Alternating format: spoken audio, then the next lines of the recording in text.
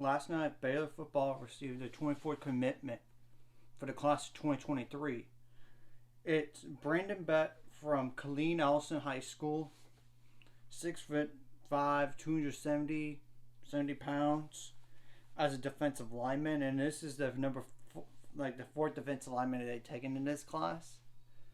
He's a 3-star guy. So that's huge to add more defensive linemen, because granted, we know the probability is they're going to lose Siaki Ika to an NFL draft after this year, potentially. As well as a lot of depth pieces as well, because majority of our seniors are going to play. So what does this leave for Baylor football to do going forward?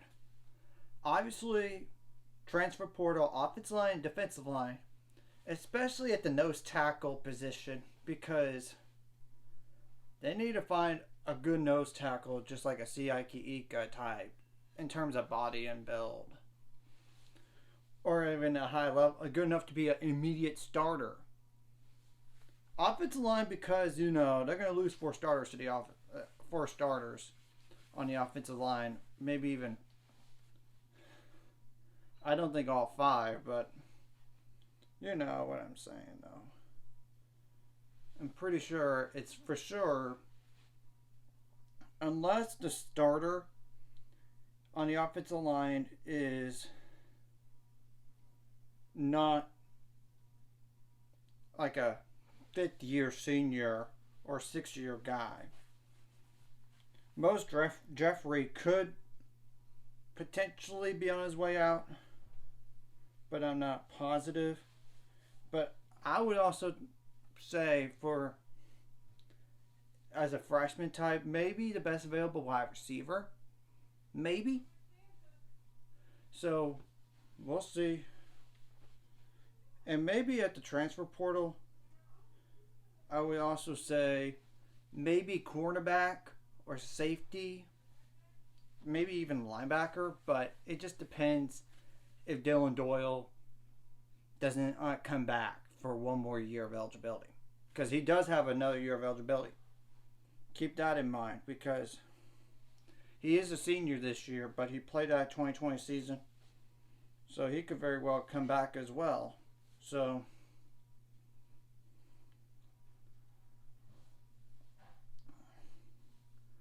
yeah, it looks like that Mose Jeffrey does have another year of eligibility, I believe. Yeah, he does have another year of eligibility due to COVID. So he could come back potentially, but either way, you're going to have to replace at least 4 starters on the offensive line. At least 4 starters. So that's a for sure needs at the offensive line and the defensive line.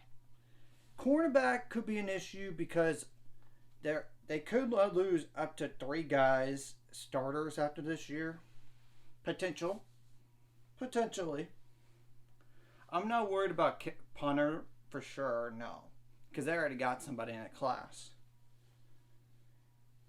Somebody for kickoffs, but that's not going to be that big of a deal, I would think.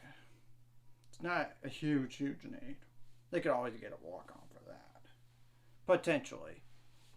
So, yeah, it's pretty much offensive line, defensive line, transfer portal for sure. Maybe cornerback / safety, like I said. Though at safety, there is going to be a lot of depth there, no matter what. Because they're probably going to just lose just one guy or 2 at that spot. But even then, you bring back up everybody else and you add some players as well. So, yeah, it's a good problem to have at this point.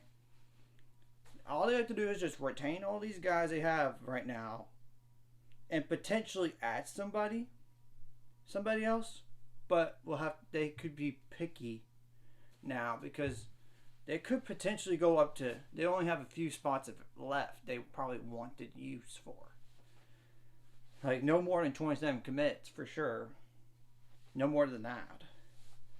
But we'll just see how this goes from here on in for this class of 2023. Anyways, If you like this content, hit the like and subscribe button. I see you guys later. Let's get into 400 subscribers and more by the end of this year.